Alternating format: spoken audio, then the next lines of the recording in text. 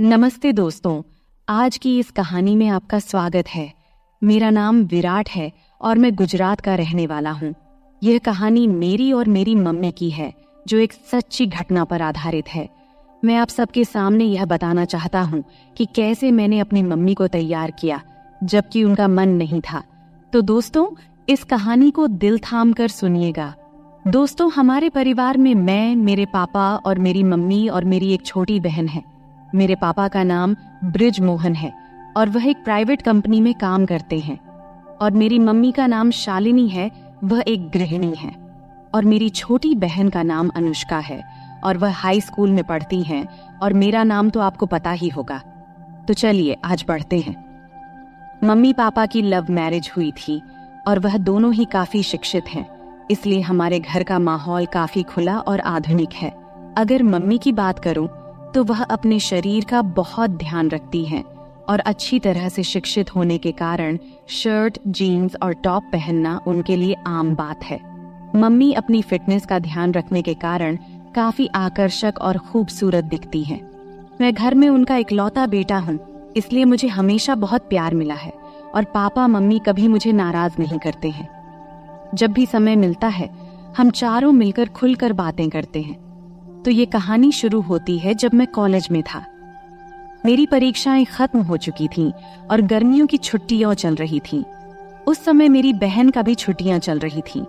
चूंकि मैं कभी रिश्तेदारों के यहाँ रहने नहीं गया था, इसलिए मैंने छुट्टियां घर पर ही छुट्टियां बिताने का फैसला किया। हालांकि मेरी बहन नानी के घर जाने की जिद करने लगी थी, इसलिए पापा ने उसे नानी के घर छोड़ आए। मुझे घर पर छुट्टियां बिताने में कोई परेशानी भी नहीं थी, क्योंकि मैं घर पर लैपटॉप में गेम खेलता और मोबाइल पर टाइम पास करता रहता था। एक दिन मैं लैपटॉप पर गेम खेल रहा था और उस समय घर की काम वाली बाई छुट्टी पर गई हुई थी, इसलिए मम्मी ही सारे काम कर रही थी। पापा सुबह ऑफिस चले गए थे और मम्मी घर के काम निपटा रही थी। उन्होंने उस दिन राजस्थानी ड्रेस पहना हुआ था और चूंकि वे घर पर ही थीं, इसलिए उन्होंने दुपट्टा नहीं लिया था। इस समय मम्मी मेरे कमरे में आई और झाड़ू लगाने लगी। मैं बेड पर बैठा गेम खेल रहा था। जैसे ही मम्मी कमरे में आई और झाड़ू लगाने लगी, मैंने उनकी ओर ध्यान देना शुरू किया। चूंकि उन्होंने दुपट्टा नहीं लिया था, कुछ चीजें साफ दिखाई दे रही थीं। अचानक मम्मी ने मेरी ओर देखा और बोली, उठ, मुझे बेडशीट ठीक करने दे और फिर अपना गेम खेलना। फिर मैं तुरंत दूसरी तरफ देखने का नाटक करने लगा और फिर उठकर बाथरूम में चला गया।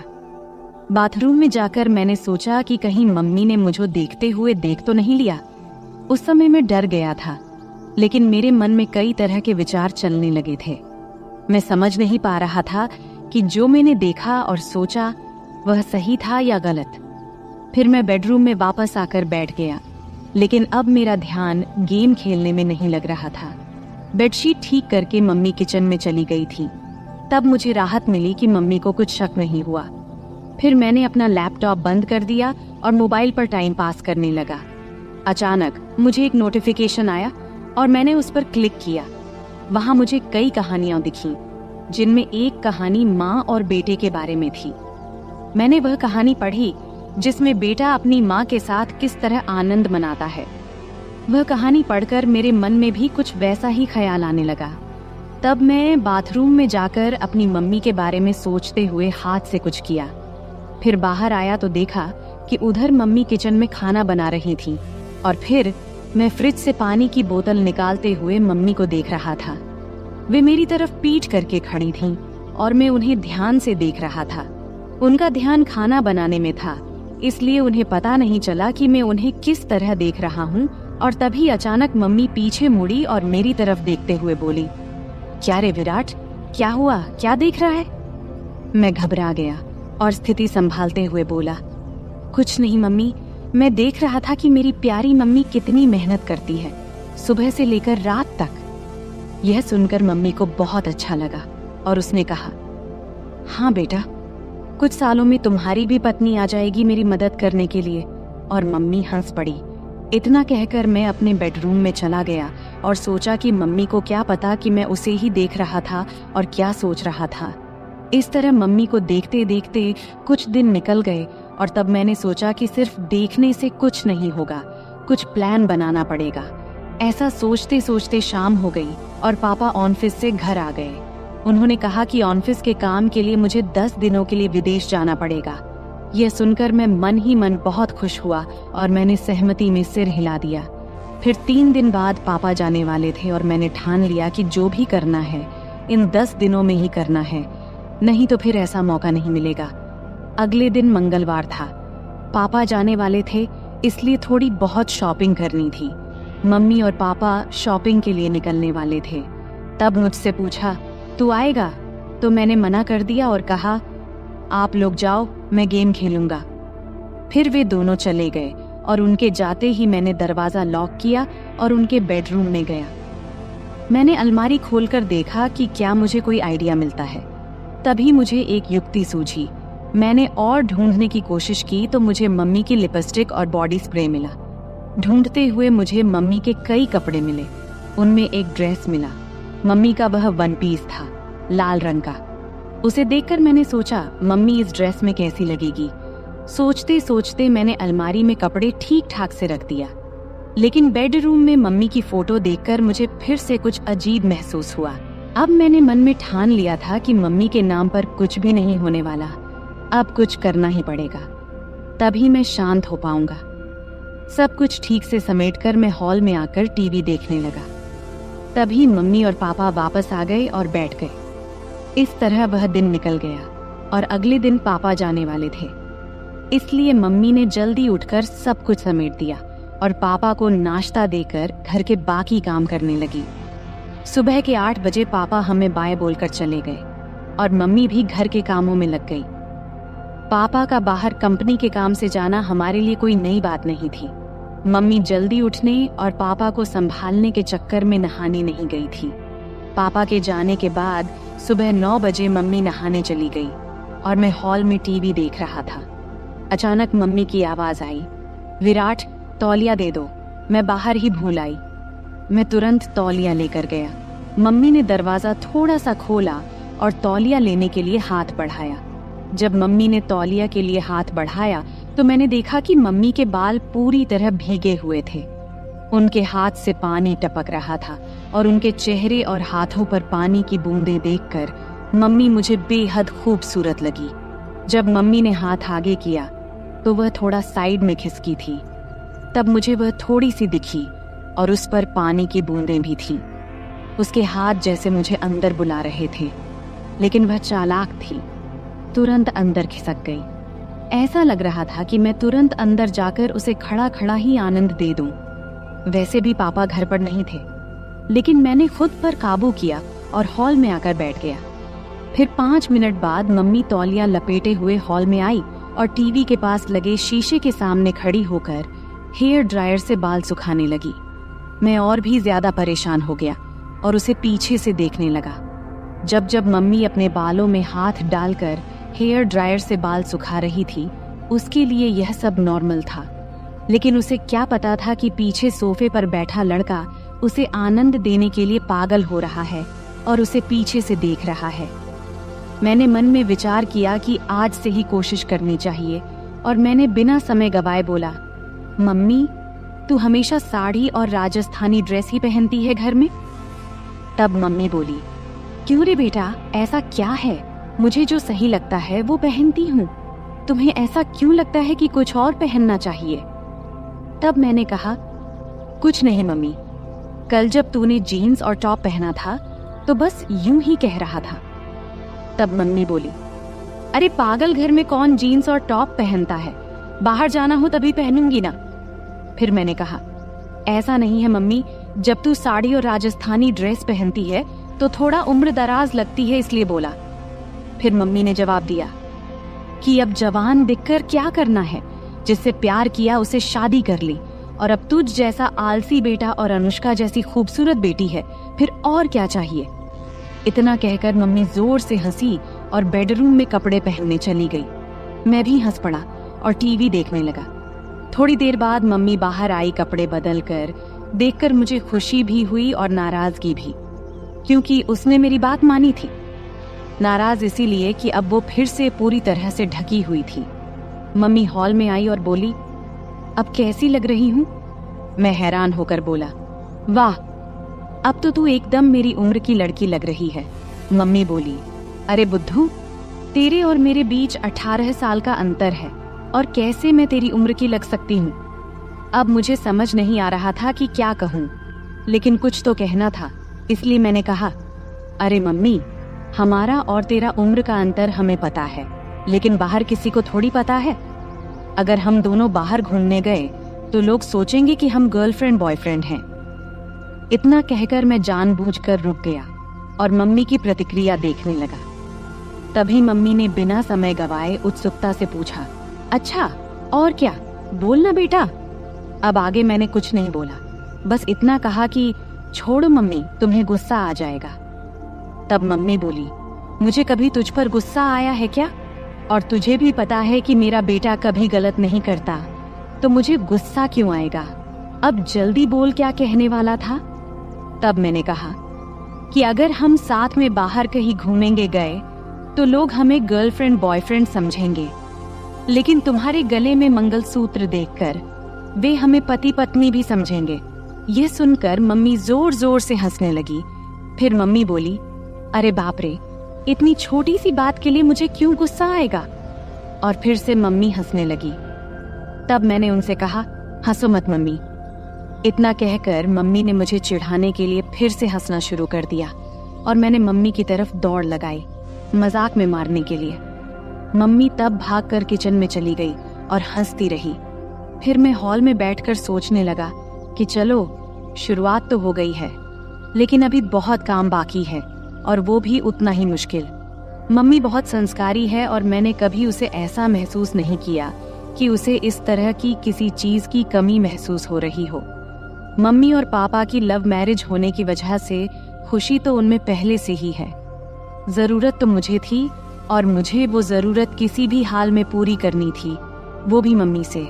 फिर थोड़ी देर बाद मैंने फिर से कोशिश शुरू की। मम्मी किचन में काम कर रही थी। मैं वहां गया और कहा, मम्मी, तुम्हें रोज रोज ये काम करते करते बोर नहीं होता क्या? तब मम्मी ने कहा, नहीं बेटा, जब हमारी काम वाली बाई आती है तब मुझे आराम मिलता है। तब मैंने कहा, माँ, अभी तो छुट्टियां शुरू ही हुई हैं और मुझे बहुत बोरियत फील हो रही है। तब मम्मी ने बोला, तो क्या करें, कहाँ चलें घूमने? हम दोनों ही हैं घर में अब। मैंने कहा, हाँ चलेंगे मम्मी, लेकिन पापा के आने के बाद। तब मम्मी बोली, तब तक क्या करेगा? मैंने बोला, मुझे एक गेम पता है, अगर तुम्हें कोई दिक्कत न हो तो खेलते हैं घर में। मम्मी ने कहा, मुझे लैपटॉप पर गेम्स खेलने में कोई दिलचस्पी नहीं है, कुछ और बताओ। फिर मैंने कहा, अरे मेरी प्यारी मम्मी, लैपटॉप पर नहीं, बस ऐसे ही हम दोनों खेलेंगे। तब मम्मी बोली, अच्छा ठीक है, कौन सा गेम है? मैंने बोला, मम्मी, ट्रूथ और डेयर। तब मम्मी बोली, अच्छा वो गेम ठीक है, खेलते हैं, लेकिन पहले मुझे घर के काम खत्म करने दे, फिर खेलेंगे। तब मैंने कहा, ठीक है मम्मी, तब तक मैं अपने बेडरूम में जाता हूँ, जब तुम्हारा काम खत्म हो जाए तो बेडरूम में आ जाना।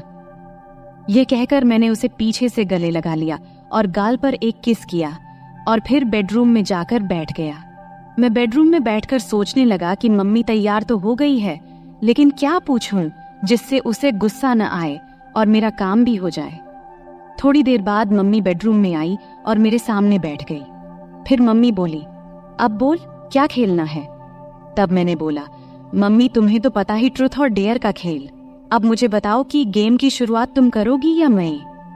तब मम्मी ने कहा, तुम ही करो शुरुआत। फिर मैंने मम्मी से पूछा, आपको ट्रुथ चाहिए या डेयर? तब मम्मी बोली, ट्रुथ। फिर मैंने सवाल पूछा, तुम्हारा शादी से पहले कोई बॉयफ्रेंड था? मेरा सवाल सुनते ही मम्मी बोली, ये कैसा सवाल है विराट? तब मैंने कहा, यही मेरा सवाल है और आपने ही तो ट्रुथ चुना है, तो अब बताओ। फिर मम्मी बोली, हाँ मेरा बॉयफ्रेंड था और वह तुम्हारे पापा ही है। इसके बाद मैं मम्मी से बोला, अब आप मुझसे पूछो, मेरा भी ट्रुथ है। तब मम्मी ने थोड़ा सोचा और फिर मुझसे सवाल पूछा। मम्मी बोली, तुम्हारी कोई गर्लफ्रेंड है? तब मैंने हाँ में जवाब दिया और कहाँ हाँ है, वह मेरे सामने ही बैठी है। मेरा जवाब सुनते ही मम्मी थोड़े गुस्से में बोली, अरे बेटा, ऐसा बोलना गलत है। मैं तुम्हारी मम्मी हूँ। शुरू में ही मेरा आत्मविश्वास थोड़ा कम हो गया, क्योंकि मम्मी को ऐसे गेम्स में कोई इंटरेस्ट नहीं था और वह संस्कारी थी। लेकिन मैं हार मानने को तैयार नहीं था। तभी मैंने कहा, अरे मम्मी, मजाक में बोला था, आप तुरंत क्यों गुस्सा हो जाती हो? तब मम्मी प्यार भरी मुस्कान के साथ हंस पड़ी और सिर हिला दिया। इसके बाद फिर मैं मम्मी से पूछा, अब आपको क्या चाहिए, ट्रुथ या डेयर? तो फिर से मम्मी ने ट्रुथ बोला। तब मैं उनसे सवाल किया, शादी से पहले क्या आपने कभी आनंद लिया या कोई खेल खेला है? तब मम्मी गुस्से में बोली, विराट, ये ज्यादा हो रहा है। मुझे नहीं लगता कि तुम्हें ऐसे सवाल पूछने चाहिए। अब हमें यहीं रखना चाहिए। इस पर मैं कहा, अरे मम्मी, हम अच्छे दोस्त हैं और मुझे नहीं लगता कि तुम मुझसे कुछ छुपा सकती हो। अगर तुम मुझसे प्यार करती हो और मुझ पर विश्वास है तो। फिर मम्मी बोली, लेकिन बेटा, तुम मेरे बेटे हो और ये बातें सही नहीं है।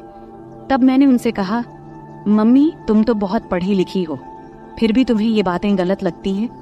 ये वही बातें हैं जो हमें फर्स्ट साइंस में सिखाई जाती हैं। तब मम्मी बोली, ये साइंस में नहीं सिखाई जाती बेटा। तब मैंने कहा, नहीं सिखाई जाती तो फिर मुझे इन चीजों के बारे में कुछ भी पता नहीं होना चाहिए। इसके बाद मम्मी बोली, तुम्हें हर चीज जानने का पूरा हक है, लेकिन ध्यान रखो कि तुम किससे पूछ रहे हो। तुम मुझसे यानी अपनी माँ से ये सब पूछ रहे हो। तब मैंने कहा, मम्मी, तुम्हें भी पता है कि मेरे कोई और दोस्त या गर्लफ्रेंड नहीं है, तो मैं किससे पूछूं? तुम ही हो जिससे मैं हर बात करता हूँ। तब मम्मी को थोड़ा बुरा लगा, क्योंकि बचपन से ही मैं ज्यादा बाहर नहीं गया था और इसलिए मेरे ज्यादा दोस्त भी नहीं थे। उसे समझ में आ गया कि मैं नहीं मानूंगा, तो वह बात करने के लिए तैयार हो गई। तब मम्मी बोली, हाँ, हमने कई बार वैसे किया है और एक बार आनंद भी लिया था। तब मैंने कहा, मम्मी, इतनी छोटी सी बात के लिए कितना समय लिया? इस पर मम्मी बोली, अब तो खुश हो ना? फिर मम्मी थोड़ी मुस्कुराई और बोली, अब तुम बताओ, तुम्हें क्या चाहिए, ट्रुथ या डेयर? तब मैंने उनसे कहा, डेयर। इसके बाद मम्मी ने सवाल किया, क्या तुमने कभी किसी को किस किया है? तब मैंने कहा, नहीं, लेकिन अगर कोई लड़की तुम्हारी तरह दिखने वाली और तुम्हारे जैसी मिली तो जरूर करूंगा। इस पर मम्मी बोली, क्या? अभी तो तुम कह रहे थे कि मैं तुम्हारी गर्लफ्रेंड हूँ और अब फिर कह रहे हो कि अगर कोई और मिली तो करोगे। इतना सुनते ही मैंने बोला, तो क्या तुम्हें किस करूं? तब मम्मी बोली, हाँ, लेकिन गाल पर। मैंने कहा, नहीं, मुझे कहीं और चाहिए। अब मम्मी बहुत गुस्सा हो गई थी और मुझे डांटने लगी, लेकिन फिर भी मैंने हार नहीं मानी, क्योंकि मुझे पता था कि अगर अब रुक गया तो फिर कभी मम्मी से बात नहीं कर पाऊंगा। किसी तरह मम्मी को शांत किया और गेम फिर से शुरू किया। मैंने कहा, ठीक है मम्मी, गाल ही सही, अब मैं करूं? तब मम्मी बोल, हाँ, जल्दी करो। तब मैंने मम्मी के पास गया और कुछ देर देखता ही रहा। फिर मैंने वह किया जो मुझे नहीं करना चाहिए था। फिर धीरे धीरे मम्मी को तैयार करके मैंने मजा लेना शुरू कर दिया। अभी थोड़ा सा लिया था, तभी मम्मी ने मुझे रोकने की कोशिश की। तब मैंने महसूस किया कि मैं अपनी हदें पार कर रहा हूँ। इस समय मम्मी की आंखों में नाराजगी और चिंता साफ झलक रही थी।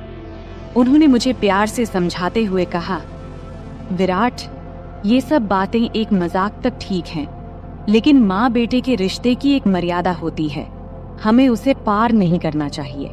मैंने मम्मी की बात को गंभीरता से लिया।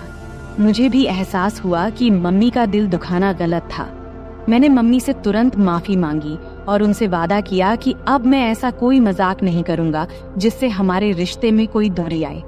मम्मी ने मेरी माफी को स्वीकार करते हुए मुझे गले लगा लिया और कहा, बेटा, मैं हमेशा तुम्हारी दोस्त रहूंगी, लेकिन हमें यह भी याद रखना चाहिए कि हमारे रिश्ते की कुछ सीमाएं होती हैं। तब मैंने मम्मी से कहा, हाँ मम्मी, अब मैं समझ गया हूँ, मैं आपको कभी दुखी नहीं करूंगा। इसके बाद हम दोनों ने हंसते हुए फिर से सामान्य बातचीत शुरू की। अब मम्मी ने मुझे मेरे दोस्तों के साथ अधिक समय बिताने की सलाह दी और कहा कि जीवन में रिश्तों की मर्यादा और सम्मान बनाए रखना बेहद जरूरी है। इस बातचीत ने मुझे यह सिखाया कि मजाक की भी एक सीमा होती है और रिश्तों में आपसी समझ और सम्मान होना चाहिए। अंत में हम दोनों ने एक दूसरे के साथ हंसते हुए खेल खत्म किया और यह वादा किया कि हमारे बीच दोस्ती और प्यार हमेशा बना रहेगा, लेकिन रिश्तों की मर्यादा को भी कभी नहीं भूलेंगे। तो दोस्तों, यह थी हमारी आज की छोटी सी कहानी। आपको यह कहानी कैसी लगी कमेंट करके जरूर बताएं। अगर आपको यह कहानी पसंद आई हो तो इसे लाइक करें और अपने दोस्तों के साथ शेयर करें। आगे भी ऐसी ही रोमांचक कहानियों के लिए हमारे चैनल को सब्सक्राइब करें और बेल आइकन दबाना न भूलें ताकि आप हमारी कोई भी कहानी मिस न करें। धन्यवाद। यह कहानी काल्पनिक है, इसे किसी गलत उद्देश्य से न लिया जाए। अरे, मैं तुमसे कुछ पूछ रही हूँ बेटा, तुम्हारा ध्यान कहाँ है? नीचे बैठकर सब्जी काटते हुए माँ बोली। तब मेरा ध्यान कहीं और था। फिर झट से ध्यान भटकाते हुए बोला, क्या कह रही थी माँ? तब दोबारा से माँ ने कहा, मैं ये कह रही थी कि आजकल तुम्हारा काम बहुत बढ़ गया है, ऐसा लगता है। मैंने जवाब देते हुए कहा, हाँ माँ, काम तो बहुत बढ़ गया है, अब तो समय ही नहीं मिलता, इसलिए अभी मैं ग्राहकों की डिमांड पूरी करने में लगा हूँ। बस थोड़े दिन आप इंतजार कर लो, सब खत्म होते ही जल्द ही मैं आपको फ्री मिलूंगा। नमस्ते दोस्तों, आज की इस कहानी में आपका स्वागत है। मेरा नाम अभय है और आज मैं आपको अपनी और अपने माँ की कहानी सुनाने वाला हूँ। मेरे माता पिता का तलाक उनकी शादी के 5वें साल में ही हो गया था। उस समय मेरी उम्र सिर्फ 4 साल थी और मेरी माँ 24 साल की थी। तब मेरे नाना ने मेरी माँ से उनकी दूसरी शादी के लिए कहा, लेकिन तब माँ ने साफ साफ शादी से मना कर दिया था। तब कोर्ट के फैसले के अनुसार पापा हर महीने 40,000 रुपए और रहने के लिए एक घर दिए थे, जिससे हमारी सारी जरूरतें पूरी हो जाती थीं। तब हम एक सोसाइटी में एक बेडरूम और एक किचन के फ्लैट में रहते थे। तब घर में सिर्फ मैं और माँ ही थे, इसलिए हम दोनों एक दूसरे से ही बातें किया करते थे। मेरी माँ का स्वभाव थोड़ा सख्त था, लेकिन हम दोनों एक दूसरे का ख्याल अच्छे से रखते थे। अब मेरी उम्र 28 साल है और मेरी माँ 48 साल की है। मैंने ग्रेजुएशन के बाद फैशन डिजाइनिंग का कोर्स किया था और एक बड़े डिजाइनर के साथ काम करना शुरू किया। वहां से बहुत कुछ सीखने के बाद मैंने अपना खुद का सिलाई की दुकान खोला, जो धीरे धीरे अच्छा चलने लगा। अब मेरे पास बस टेलर काम करते हैं। एक दिन सुबह माँ सब्जी काट रही थी, तब उन्होंने मुझसे पूछा, अभय, तुम किस तरह के कपड़े बनाते हो? मैंने कहा, लेडीज के सभी तरह के कपड़े। क्यों माँ, क्यों पूछ रही हो? उन्होंने कहा, ऐसे ही रे। फिर माँ ने पूछा, साड़ियाँ, ब्लाउज, साया, घाघरा चोली, ये सब भी बनाते हो क्या? मैंने कहा, हाँ माँ, सब बनाते हैं। फिर माँ ने कहा, तब तो तुम्हारे सिलाई की दुकान में रोजाना बहुत सारे महिलाएं आती होंगी। इस पर मैंने कहा, हाँ माँ, बिजनेस किया है तो पुरुष, महिलाएं सब तो आएंगी ही ना। फिर आगे माँ ने पूछा, तो बेटा महिलाएं का नाप कौन लेता है? कोई आदमी रखा है क्या? तब मैंने कहा, हाँ माँ, सब मैनेज हो जाता है, आजकल सब चलता है, लेकिन तुम इतना क्यों पूछ रही हो? इस पर माँ ने कहा, मुझे भी कुछ ब्लाउज सिलवाने हैं, मेरी जो दोस्त थी उसने अब काम छोड़ दिया है। मैंने कहा, माँ, आप इतने देर से पहेलियां क्यों बुझा रही थी? अगर आपको ब्लाउज बनवाना है तो इसमें दिक्कत क्या है? तुम अपना पुराना ब्लाउज दे दो, मैं टेलर को दे दूंगा, वह बना देगा, फिर लाकर तुम्हें दे दूंगा। इतना सुनते ही माँ ने कहा, मेरा कोई भी ब्लाउज अब फिट नहीं होता है, नई नाप लेनी पड़ेगी। इस पर मैंने कहा, ठीक है माँ, मैं टेलर को बोल दूंगा, कल टेलर आकर तुम्हारी नाप ले लेगा। अब तो कोई दिक्कत नहीं है ना? तभी माँ बोली, बेटा मुझे ऐसा नहीं लगता कि मैं किसी अजनबी आदमी को अपना नाप लेने दूंगी। मैंने कहा, माँ, अगर आप नाप नहीं देंगी तो फिर ब्लाउज कैसे सिलाएगा? फिर थोड़ी देर सोचने के बाद माँ ने कहा, तू ही क्यों नहीं मेरा नाप ले लेता? यह सुनकर मैं हैरान होकर बोला, मैं? ये कैसे हो सकता है? माँ ने जवाब दिया, इसमें क्या है, मुझे तुझसे नाप लेने में कोई दिक्कत नहीं होगी। अब मैं थोड़ा असमंजस में पड़ी एज गया था, क्योंकि दूर से देखने और किसी को छूने में बहुत फर्क होता है। लेकिन तब यह हाथ आया, मौका छोड़ना भी मुझे सही नहीं लगा। उस दिन सोमवार का दिन था और उस दिन विश्वकर्मा पूजा था, तो सिलाई की दुकान बंद था। तब मैंने सोचा कि आज ही ये काम कर लेना चाहिए। फिर सुबह नाश्ता करके मैं सिलाई की दुकान से कुछ एल्बम और माप लेने का सामान लेकर आ गया। तब मैंने ऐसे एल्बम चुना था जिनमें डिजाइन वाले ब्लाउज दिखाए गए थे। इनमें से कुछ बहुत ही छोटे और बैकलेस थे। फिर मन ही मन मैंने तय किया कि आज ये काम अच्छे से पूरा करना है। 12 बजे जब मैं घर पहुंचा तब माँ रसोई में थी। उन्होंने मुझसे कहा, बेटा आ गया तू, सामान ले आया? तब मैंने कहा, हाँ सब ले आया हूँ, अब तुम जल्दी से अपना काम खत्म कर लो। फिर थोड़ी देर बाद माँ मेरे पास आकर बैठ गई और एल्बम देखने लगी। तब वह हल्की पीली साड़ी पहनी थी और उनकी साड़ी का कपड़ा इतना पतला था कि शरीर की रूपरेखा दिख रही थी। तब मैं माँ को देखते देखते खो गया। तभी उन्होंने तेज आवाज में कहा, अभय सुन रहा है तू? तब मैं चौंक कर बोला, हाँ क्या हुआ माँ? तब माँ ने एल्बम दिखाते हुए कहा, इतने छोटे ब्लाउज कैसे पहन सकती हूँ मैं, मुझे ये डिजाइन पसंद नहीं है। तब मैंने समझाया, अरे ये सब तो बस डिजाइन दिखाने के लिए है, तू वैसे ही सिलवा लेना जैसा तुझे पसंद हो। फिर थोड़ी बहस के बाद माँ मान गई और बोली, ठीक है चल अंदर माप ले ले। तब हम बेडरूम में गए। फिर मैंने माप लेने के लिए टेप निकाला। तब माँ खड़ी हो गई और बोली, सही से माप लेना ताकि बाद में दिक्कत कोई ना हो। तब मैं अपनी माँ का नाप लेने के लिए तैयार था। अपने मन पर और खुद पर पत्थर रखकर मैंने यह काम शुरू किया। तब मैं पूरी कोशिश कर रहा था कि यह काम एक प्रोफेशनल टेलर की तरह करूं, लेकिन इस दौरान मेरे दिल की धड़कन तेज हो गई। तभी माँ ने और करीब आकर मुझसे कहा, चल जल्दी कर, मुझे और काम भी करना है। फिर मैंने माप लेना शुरू किया और पहले मैंने माँ के बाजू, कंधे और कमर का नाप लिया। फिर थोड़ा रुककर मैंने माँ से पूछा, माँ ब्लाउज के नीचे की पट्टी इतनी छोटी क्यों होती है, इससे परेशानी नहीं होती क्या? मैंने सुना है कि कई महिलाओं को वहाँ के कपड़े काटने से दिक्कत होती है, क्या तुम्हें कभी ऐसा हुआ है? इस पर माँ ने सिर झुका लिया और कहा, मुझे तो अभी तक कोई दिक्कत नहीं हुई। फिर मैंने कहा, मुझे लगता है कि तुम्हें थोड़े बड़े डिजाइन के ब्लाउज सिलवा लेने चाहिए।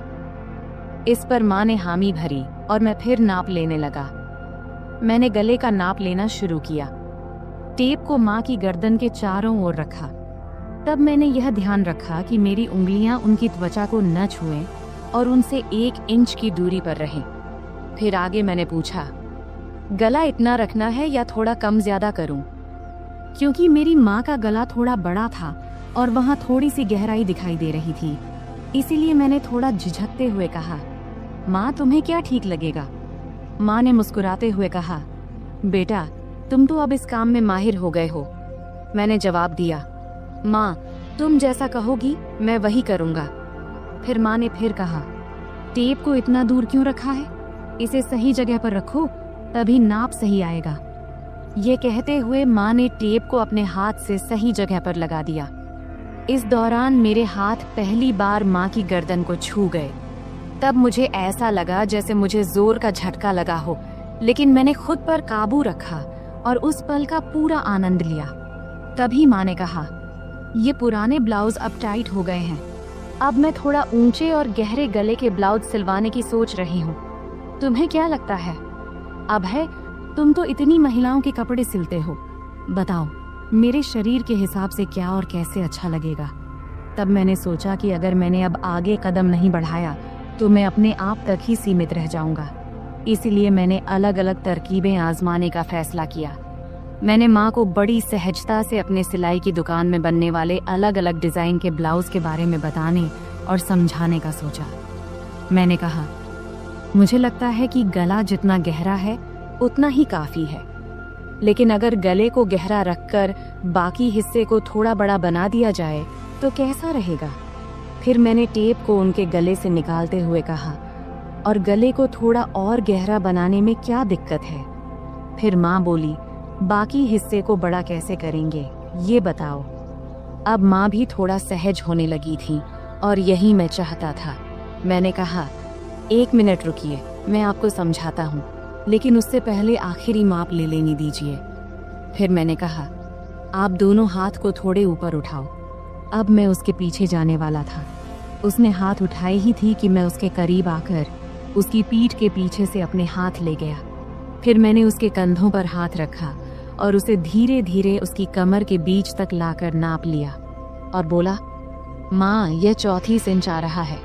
चलो एक काम करते हैं, 33.5 या 34.5 ही ले लेते हैं। वैसे भी सिलाई करते वक्त अलग अलग डिजाइन के लिए थोड़ा बहुत अंतर रखना पड़ता है। फिर मैंने माँ से पूछा, माँ, क्या आपको बुरा लग रहा है माप लेने से? माँ ने जवाब दिया, नहीं बेटा, ज्यादा नहीं। फिर मैं थोड़ा झिझकते हुए उसकी साड़ी के 34 इंच का माप लेते हुए बोला, माँ अब बता, तेरा माप तो लगभग सब सही है। उसने कहा, थोड़ा टाइट लग रहा है बेटा। फिर मैंने टेप को गले में डालकर कहा, अब यहाँ आईने के सामने आ जाओ। फिर मैंने उसके दोनों कंधे पकड़कर उसे आईने के सामने खड़ा कर दिया। तब उसके चेहरे पर एक सवालिया भाव था। फिर मैंने कहा, माँ, सब बताता हूँ, थोड़ा सा रुक जा, पहले पानी पीकर आता हूँ, तुझे चाहिए क्या? तब उसने सिर हिलाकर मना कर दिया। फिर मैं रसोई में गया, पानी पिया और खुद को थोड़ा ठीक किया। फिर कुछ आगे का सोचने लगा कि अब यह सब करते हुए मैं अगले कौन सा कदम बढ़ाऊं। तब 2-3 विकल्प मेरे मन में आए। फिर मैं वापस बेडरूम में आ गया। तब माँ ने अपना पल्लू फिर से कंधे पर ठीक से ले लिया था, लेकिन 6 फुट के बड़े शीशे के सामने वह बेहद ही सुंदर लग रही थी, जिसे मैं शीशे में ही निहारने लगा। तभी माँ बोली, कहाँ ध्यान है बेटा, इधर देखो, अब मैं तुझे इसी ब्लाउज में बदलाव करके दिखाती हूँ, जैसा कि तूने मुझसे कहा कि हम गले को 1 इंच गहरा कर लेते हैं। फिर उसने कहा, तू ऊपर वाला हुक खोल और ऊपरी किनारों को अंदर मोड़ कर देख।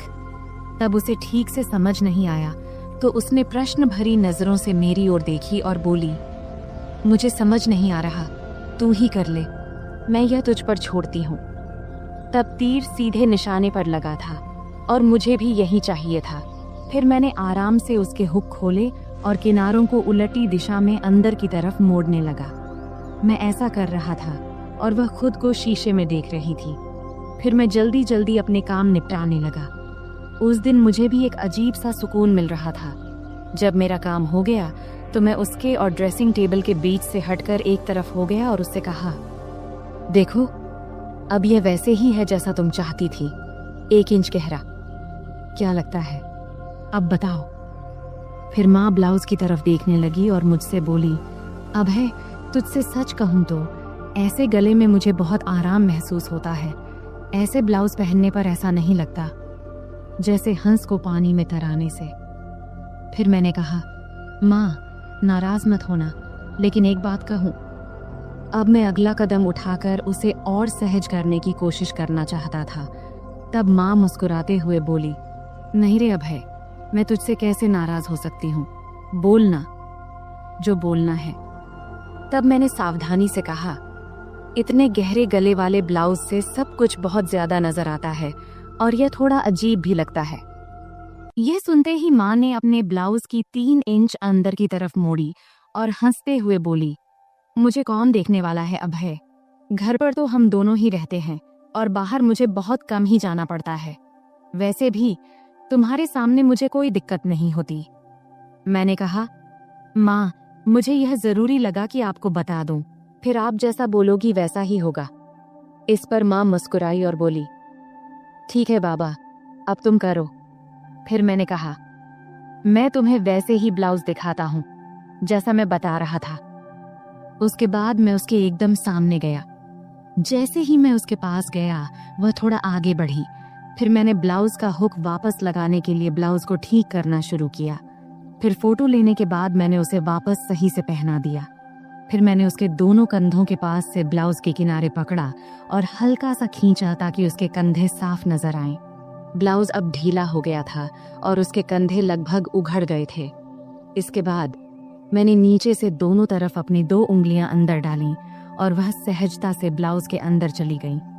तब उसने मेरी तरफ देखकर कहा, क्या कर रहे हो बेटा, मुझे कुछ समझ नहीं आ रहा, बस 1 मिनट रुको माँ। मैंने सिर हिलाते हुए कहा और फिर अपने काम में लग गया। अब मैंने उसके ब्लाउज के नीचे की किनारी पकड़ा और उसे थोड़ा नीचे खींचा। फिर मैंने उसके ब्लाउज के नीचे के दोनों हुक खोल दिए अब उसकी गर्दन की कटिंग थोड़ी दिख रही थी। अब सारा काम खत्म करने के बाद मैं थोड़ा पीछे हटकर उसे एक बार देखा और फिर किनारे हो गया। अब उसका गला बड़ा हो गया था, लेकिन ज्यादा गहरा नहीं था। तब मैंने नोटिस किया कि उसकी चेहरे पर संतोष नहीं दिख रहा था। शायद उसे और गहरे गले वाला चाहिए था। इसलिए मैंने पूछा, क्या हुआ माँ, ऐसा ठीक नहीं लग रहा क्या? तब माँ ने हाथ रखते हुए शरारती अंदाज में हंसते हुए बोली, नहीं रे, मुझे गहरा गला अच्छा लगता है, नहीं तो ऐसा लगता है जैसे किसी ने कसकर बांध दिया हो। तब उसकी बात सुनकर मुझे ऐसा लगा जैसे मुझे 440 वोल्ट का झटका लगा हो। फिर आगे वह बोली, अरे ये कई बार सिर्फ दूरी की वजह से होता है। एक काम करो, क्या तुम सिर्फ ब्लाउज में ही माप ले सकते हो? वैसे भी मुझे ऐसा एक ब्लाउज चाहिए जिसमें नीचे कुछ पहनने की जरूरत ना हो। अगर माप सही से लो तो बेहतर रहेगा। मैंने कहा, हाँ माँ, यह सही भी रहेगा, लेकिन बाकी ब्लाउज के लिए तो नीचे पहनना जरूरी होगा, नहीं तो वे टाइट हो जाएंगे। तब माँ ने सिर हिलाते हुए कहा, ठीक है, तुम यहीं रुको, मैं आती हूँ। फिर वह बाथरूम में चली गई और दरवाजा थोड़ा सा खुला ही छोड़ दिया। तब मन में ख्याल आया कि दरवाजे के पीछे से झांकूं, लेकिन मैंने संयम बनाए रखा, क्योंकि मैंने तय किया था कि धीरे धीरे माँ को अपने सामने सहज बनाना है। फिर 5 मिनट बाद माँ बाहर आई और मेरे सामने आकर खड़ी हो गई। तब एक पल के लिए मैंने उसकी ओर देखा और देखकर हैरान रह गया, लेकिन मैंने कोई प्रतिक्रिया नहीं दिया और अपने काम में लग गया। फिर मैंने कहा, माँ, अब हम सिर्फ तुम्हारी पीठ का ही माप लेंगे, क्योंकि फर्क वहीं से पता चलेगा। तब माँ ने हल्के से मुस्कुराते हुए पूछा, क्या रे, तुम लोग सिलाई की दुकान में भी औरतों को ऐसे ही कपड़े उतरवाने को कहते हो क्या? फिर आगे माँ ने अपना हाथ मेरे कंधे पर रखते हुए और शरारती अंदाज में हंसते हुए बोली, तुम्हारी तो मौज है बेटा, इतनी सारी औरतों को संभालने का काम मिलता है। इस पर मैंने जवाब दिया, माँ, मजा कैसा? मैं तो अब कुछ खास औरतों को छोड़कर माप लेना बंद कर चुका हूँ। अच्छा, और ये क्यों? माँ ने पूछा। इस पर मैंने जवाब दिया, माँ, कुछ औरतें जो बड़े घरों की होती हैं या जो हमारी शुरुआती कस्टमर थीं, वे मेरे कारीगरों को माप नहीं लेने देती, इसलिए मुझे खुद ही लेना पड़ता है, तुझे लेना पड़ता है। यह कहती हुई माँ पलंग पर बिना आंचल के बैठ गई और फिर बोली, बेटा, तुम्हारी तो मन मोह लेती होगी इन औरतों ने। मैंने मुस्कुराते हुए कहा, नहीं माँ, मैं तो बिल्कुल प्रोफेशनल तरीके से काम करता हूँ। फिर माँ ने शरारती मुस्कान के साथ पूछा, लेकिन फिर भी तुम्हें उनका स्पर्श तो होता होगा ना, है कि नहीं? सच बता। इस पर मैं थोड़ा शर्माते हुए बोला, हाँ, होता है, लेकिन वे कुछ नहीं कहती, क्योंकि उन्हें मेरे सामने सुरक्षित महसूस होता है। फिर माँ ने हंसते हुए कहा, मेरा बेटा कितना समझदार है। ये कहते हुए उसने मुझे गले लगा लिया। इतनी ठंडी रात में उसके गले लगाने से उसकी गर्माहट मुझे महसूस होने लगी। फिर थोड़ा पांव खींचते हुए माँ ने पूछा, बेटा, तुमने ये सब बातें कहाँ से सीखी? मैंने कहा, माँ, इन औरतों से ही। वे इतने अलग अलग शब्द बोलती हैं कि क्या बताऊं। फिर माँ ने मजाक करते हुए कहा, अच्छा बेटा, तुम मुझे भी कुछ बताओ। तब मैंने कहा, नहीं माँ, तुम हंसोगी और कहोगी कि ये सब मुझे कैसे पता। माँ बोली, नहीं बेटा, मैं समझती हूँ कि तुम अब बड़े हो गए हो, लेकिन मुझे यह भी समझना है कि तुम्हें क्या पता है और क्या नहीं। फिर मैंने हिम्मत जुटाकर माँ से कुछ बातें साझा किया। तब माँ ने आत्मविश्वास से कहा, अरे बाबा, तुम्हें तो सब पता है। फिर मैंने हंसते हुए कहा, चलो छोड़ो ये सब, अब तुम्हारा नया डिजाइन वाला ब्लाउज लेकर आता हूँ। फिर मैंने उठते हुए पूछा, हाथ लगाऊं तो चलेगा ना? तब माँ ने खुद को सभ्य दिखाने की कोशिश करते हुए कहा, अरे हाँ बेटा, मुझे तुम पर पूरा भरोसा है। और क्या तुमने इतना जल्दी सब कुछ फिट कर लिया? फिर माँ ने थोड़े जोर से हंसते हुए कहा, बेटा देख ले, कहीं कुछ और लगाना बाकी तो नहीं है। तब उसके इस मजाक से मैं शर्म से लाल हो गया। अब वह पल भी आ गया था जिसका इंतजार था। फिर मैंने माँ को ड्रेसिंग टेबल के सामने खड़ा किया और खुद उसके पास जाकर खड़ा हो गया। फिर मैंने अपने दोनों हाथ नीचे लाते हुए कहा, देखो ये कितनी नीचे तक जा रहा है, इसका कारण इसका माप है। यह कहते हुए मैंने अपने दोनों हाथ उसके ब्लाउज के किनारे पर रख दिया तब मेरी धड़कन एकदम से तेज हो गई थी और हाथ भी हल्के से कांप रहे थे। मेरी माँ अभी भी उतनी ही क्यूट लग रही थी, भले ही वह थोड़ी बड़ी हो गई थी। फिर माँ ने अपना हाथ मेरे हाथ पर रखते हुए हल्का सा हिलाते हुए कहा, अभय, सच कहूँ तो मुझे इसमें कोई दिक्कत नहीं है। मैं इसे ब्लाउज पहनने को तैयार हूँ, लेकिन मेरी एक ही शर्त है, गला जितना गहरा हो सके उतना चलेगा। तभी मैंने हाथ हटाते हुए पूछा, माँ एक बात बताओ, तुम्हें और बाकी औरतों को गहरा गला ही क्यों पसंद आता है? नॉर्मल गला भी तो अच्छा लगता है। इस पर माँ ने मुस्कुराते हुए बोली, अरे बेटा, मुझे तो ये घर में ही पहनने हैं। घर में तो कोई दिक्कत नहीं है, इससे थोड़ा आरामदायक लगता है और गर्मी भी नहीं लगती। फिर माँ बोली, बेटा तुम एक बात बताओ, अगर गला बहुत गहरा हुआ तो पट्टी दिखेगी क्या? मैंने जवाब दिया, हाँ जरूर दिखेगी, लेकिन अगर गर्मी लगती है तो आल घर में सिर्फ गाउन क्यों नहीं पहनती? खैर कुछ ना पहनोगी तब भी चलेगा, मैं तुम्हारे लिए एक सुंदर स्लीवलेस गाउन सिलवा देता हूँ। तब माँ ने अपना नाक सिकोड़ते हुए कहा, गाउन और वह भी स्लीवलेस? मुझे पसंद नहीं है। तब मैंने समझाते हुए कहा, अरे घर में तो कोई दिक्कत नहीं है, वैसे गर्मी में पेटीकोट भी नहीं पहनोगी तो और आरामदायक लगेगा। चलो एक काम करते हैं, एक ऐसा गाउन सिलवा कर देख लो, बस एक बार पहन कर देखना, अगर अच्छा लगे तो ठीक, वरना मत पहनना। तब माँ ने सोचा और कहा, ठीक है बाबा, एक बार ट्राई कर लेंगे, अब आगे क्या करना है? मैंने हल्की मुस्कान के साथ कहा, अब तो बस इसे फाइनल कर लेते हैं, और अगर गाउन अच्छा लगा तो तुम्हें और भी सिलवा दूंगा। फिर मैंने माँ को गाउन का सैंपल दिखाने के लिए अलमारी से एक गाउन निकाला और कहा, देखो ये स्लीवलेस है, लेकिन इसका मटेरियल बहुत कंफर्टेबल है, इसे पहन कर देख लो, अगर अच्छा लगे तो इस डिजाइन में कुछ और बना दूंगा। माँ थोड़ा हिचकिचाई, लेकिन फिर उसने कहा, ठीक है, इसे पहन कर देखती हूँ। वह गाउन लेकर बाथरूम में चली गई। तब मैं थोड़ा नर्वस था, लेकिन खुद को शांत रखने की कोशिश कर रहा था। कुछ देर बाद माँ बाहर आई। गाउन में वह बहुत प्यारी लग रही थी। आते उसने पूछा, कैसा लग रहा है बेटा? मैंने कहा, बहुत अच्छा लग रहा है, तुम पर यह डिजाइन बहुत सूट कर रहा है। फिर माँ ने आईने में खुद को देखा और हल्के से मुस्कुराई। फिर उसने कहा, हाँ ये तो सच में बहुत आरामदायक लग रहा है। फिर मैंने माँ से कहा, तो पक्का, अब मैं ऐसे 2-3 और डिजाइन तैयार कर दूंगा। माँ ने कहा, ठीक है, लेकिन ध्यान रखना कि मटेरियल हमेशा ऐसा ही होना चाहिए, और हाँ गला थोड़ा गहरा हो तो बेहतर होगा। फिर मैंने सहमति में सिर हिलाया।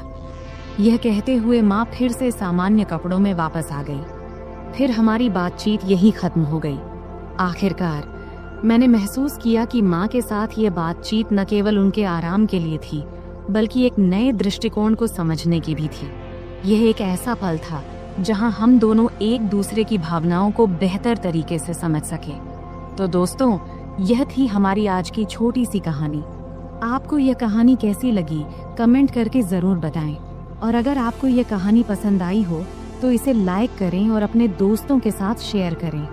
आगे भी ऐसी ही रोमांचक कहानियों के लिए हमारे चैनल को सब्सक्राइब करें और बेल आइकन